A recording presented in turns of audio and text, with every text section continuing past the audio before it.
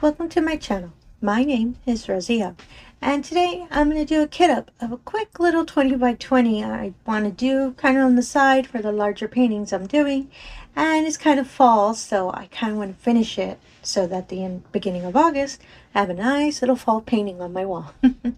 And if you're a returning viewer, thank you so much for coming back. I really do appreciate it. If you're new to the channel, hope you enjoy the show or the kit up. And the painting that I'm going to kit up today is this one. It's a TEMU painting that I believe I showed in a video a couple days ago of a little flower pot full of these really nice kind of orangey fall toned colors. Sorry, fall toned flowers. Sorry, don't know why I couldn't say that. And to me, they look really fallish. They have kind of the orangey color, the really soft sepia tone. It makes me think of fall, so that's why I decided to do this painting just as the side, and it's a 20 by 20, so I know I'll be able to finish within the month. So I kind of want to have it ready for once fall, thankfully fall, starting in August. And the little materials I usually use when I do kit ups is a larger tray for I do put the little containers just in case the diamonds end up a little too staticky, which I shouldn't have said because I think I just jinxed myself. Or there are too many in the container, when you spill out, I can always just pour them back in. The diamonds, I usually always cut them up in line, put them in numerical order, just to make it a little easier when I'm just pouring them and going on a row. This is the little container I'm going to use. This painting is only 15 colors. I decided to use a smaller container than my usual large ones with the tubes, so that's why you decide to use this one, and scissors to cut up the little packets so I can pour the diamonds out. So let's get the kit up to begin. So usually all I really do, sometimes I do put a cone, but since these are such a smaller amount, as you can see there aren't that many in the bag, I decided not to use the cone, and I usually just shake it just to get all of the diamonds kind of to loosen a bit. And my apologies, I forgot to grab one more material. Well, not material. Item, I guess you can say. I have this little clear box that I use as a trash box. So whenever I open the diamonds, I just make sure to put the plastic in it. So I kind of don't have the plastic just kind of floating everywhere. And so the whole desk isn't a mess. So usually I just pour them in. And they usually go in with no issue unless there's some that decide to stick in the corner. I'll just tap it and there you go. They're all out. So that's color number 1. Color number 2. And it's this nice, really dark kind of, I don't know, like a terracotta color. As you can see it, it's like that nice red kind of not a brick red because I think brick red's darker. But I really do like this color. And I really love the colors in this painting, so that's why I decided to do this one as my first kind of fall painting with all of the colors on it. And I know it's like one of my more recent paintings. I'm trying to go through my stash and trying to start on some of my older ones, but I remembered this painting, so I figured, I'll do this for fall. So I guess I can do kind of a little chat. I don't really have any update for, well, not really. The little story I gave this past weekend about the cats that there are around in my new location. Same thing. We keep seeing them every morning whenever I pop out. And there's one cat specifically that's been hanging out by my door. Same one, as I said before. Just giving them some water and all of that. And yeah, that's pretty much it. The little kittens are growing every day. I'm just waiting till they'll start running around and keeping an eye out for the mom on that. If they do start running around, I'm worried they're going to start getting on the actual area where the cars actually drive through. So I'm keeping an eye out on that. And like I said, they're not my pets. They're just feral cats, but they're cute little kittens, and I don't want them to get hurt. So, and I don't want the mama cat to get hurt either. So that's why I keep an eye out on them. And sometimes I'll diamond paint in my living room, which has kind of big windows, so I can actually see the parking lot. So every now and then I'll see when the cats are doing cat things.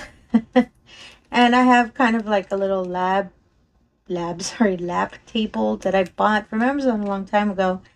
So whenever I'm sitting on our couch or anything watching TV, the lighting's real nice. So sometimes I'll sit there to diamond paint because I really like the lighting. And actually, speaking of that, I'll talk a bit about diamond painting. I actually started getting into the habit of not using my light pad. I have a light pad. I've shown it before in some of my previous videos. Whenever I started doing, well, when I first started diamond painting, I didn't have a light pad. I would just put the painting down, get the diamonds ready, and ta-da, just start painting. I never knew about a light pad until I saw a diamond painter using one in one of her chat videos, and I wondered, how did she get the light behind the painting? And she started talking about her light pad, and I looked it up. That's where I found out what a light pad was. I purchased an affordable one on Amazon, and I started using it. And that's how I started getting to the habit of putting down rounds really correctly, like straight line, make sure they're within the spot they're supposed to be. So I kept using it for a while. Until recently, I started going back to my previous videos because YouTube every now and then sends us kind of alerts. Well, not alerts, it's reminders of, oh, make sure you look at your older videos, see if there's any updates you can do on it, you know, put some new tags, you know, any kind of small improvements to kind of get them more put out there so more viewers can see it. So I saw those videos that had the light pad, and I started thinking, oh my goodness, they're really bright. How come I really never paid attention to that? So that's why some of my random little whipping chats I've been doing, I haven't been using a light pad. And I got into the practice of it now that I don't use it at all. And it's mostly, as I said, I don't usually stay in one room when I'm diamond painting. And to me, it was such a bother making sure that I had the wire, that I was near an outlet, so I can, my light pad needs, I think most light pads need they need to be plugged in, so I have to keep finding an outlet, make sure it's near the place where I'm going to diamond paint. That, to me, I found it kind of annoying. So, and I always had to be moving where I was sitting, and yeah, my husband always was wondering, how can you keep moving around? And I tell him for the light pad. He's like, what? I showed him. He's like, oh, that makes sense. So offered to move the couch. I was like, no, don't worry about it. I think I'm just going to have to get used to not using it. Because it is kind of, you know, after a while it gets kind of annoying. So I went back to the way I first started. And I actually saw that my placement is a lot better than when I first started diamond painting. And I think it's, the light pad kind of gave me as a way to practice. To see, okay, goes here, goes here, goes here. And I know that it's straight. So, like, when I first started diamond painting, oh my goodness, my rows were so bad. Nothing was straight. The rounds were always off. I always had them halfway in one spot. And oh my goodness, it was so bad. So, I think the light pad kind of taught me, trained me on how to be a better diamond painter for spotting everything. So, yay to light pads. That even if you decide, you know, never to use one, just try it out. You never know. It might give you the same results and kind of train you a little better on your placements for your diamonds. And I only used it for rounds. No, that's my apologies. That's a lie. I've used it for this one random square painting. I still have not finished. I really need to finish that poor painting. Because I wanted to see if I could do the same thing as the rounds. See, oh, maybe it'll help me figure out how to, you know, because the first time I did a square painting, it was so bad. Like, my poor squares were like, to me, I have such a more difficult time placing the squares correctly than the rounds. I have no idea why. I can't get them straight. And I've seen that that's some issues that a lot of diamond, like especially beginner diamond painters with squares, can't get them straight. They're always like in a weird, they're askewed. They're always crooked, or they end up looking like a diamond. I have no idea why I can't get them straight. So I started using the light pad. But then I read a comment on a video I watched that people recommend don't use a light pad with squares. And at first I didn't understand why until I actually tried it. Squares, well, a lot of square paintings actually that I've seen other people make they have gapping. So each square, as you see, it's lined up here, but there's always a little space here that's gapping. That apparently drives you a little crazy with the light pad because you want to move the square to cover it. Apparently, all square paintings have a lot of that gapping. So you'll be there for a while just making sure to cover that gap. Which is interesting because the first time I saw that, I kind of knew about the gapping, but I was like, no, let me see if I can actually cover it. Let me see if I can do it. I swear, I spent like an hour in just one section just so I could make sure I don't see the gapping. And I figured, you know what? Yeah, let's not do that. So I actually turned off the light pad and you don't see the gapping. Not with squares. So now I know why. Oh, that's why they kept recommending don't use a light pad with squares. Because you don't see the gapping when you turn off the light. And you put up the painting and you see, oh wow, that is so pretty. Squares are always real clear whenever you complete. And I really liked how it looked for that little section that I figured, yeah, I'm not using the light pad with the squares anymore. And it is true. I don't know, it's just, unless you're really focused with a magnifying glass saying, ooh, there's a gap there, you're not going to spot it. And I don't think anyone looking, whoever you're showing the painting to is going to spot, oh my goodness, there's a lot of gapping. No, you're not going to spot it. Unless it's just a really, like a 1-inch crazy gap between two squares. You're not going to see it. So, that little square painting that I'm still trying to finish, no light pad either. So, at the end of the story, is I use the light pad as kind of more as a hard surface whenever I'm going to work on somewhere that the tabletop isn't that stiff. I guess that's the best word I can put for it. So that's pretty much what I use it for. So yeah, that poor light pad doesn't really light up anymore. And yeah, that's one of the things I actually learned, as I said, when I first started diamond painting.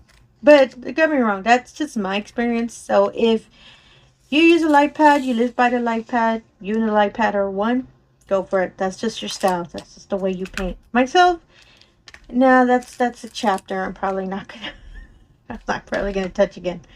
And as I said, I thank Mr. Light Pad. I'm odd like that. I did thank the little light pad. And it really is. I believe it was $20 and I got off on Amazon. And it was really affordable, and as I said, it's just so annoying trying to find an outlet for it. So no more light pad for me. Unless it's a really dark painting. Then I can see maybe I might need a light pad. And there is a painting that I want to make, but I'm holding off on it because I'm trying to finish a lot of my older ones I already had kitted up. It's a coffee one I showed a couple weeks ago. It's a TEMU painting, but a majority of the background is black. So I know I'm going to need the light pad for that because I think it's way too dark. And I'm not going to be able to see, I know I'm not going to be able to see it too clearly. So I think I'll use the light pad for that. I don't think I'll do a whip and shot with that one. I think it's just going to be one I'm going to do on the side just so I can be completing another painting. But goodness, it is. I already seen it. I did kit it up just randomly because I wanted to see, ooh, let me see if it is as dark as I think. Yeah, it's a lot of black for the background, so I know I'm going to have to use that poor little light pad for it. It's a good thing I have it on reserve. And there you go. As I said, it is such a small painting and only 15 colors. And other than that white one you all saw, that was a little bit of static in it. And usually what I do, since I have so many of the smaller paintings in these little containers, I put a little post-it with information about the painting, usually the painting number, which I can show you on this one. That's usually here on top of the painting, and I'll put a brief description that says, for this one I'll probably put flower pot with orange, because there's an orange down here. So I know which one it is, so if I have to put them away, I have a little cubby hole with them put away in case I ever want to work on it. I know which painting it belongs to. I kind of got into that style, so that's usually how I handle it for these random diamonds. And my favorite part is flipping it over and actually see all the colors of the beautiful diamonds. I really love doing that. And really colorful ones too. It looks like rainbows to me, so I like that.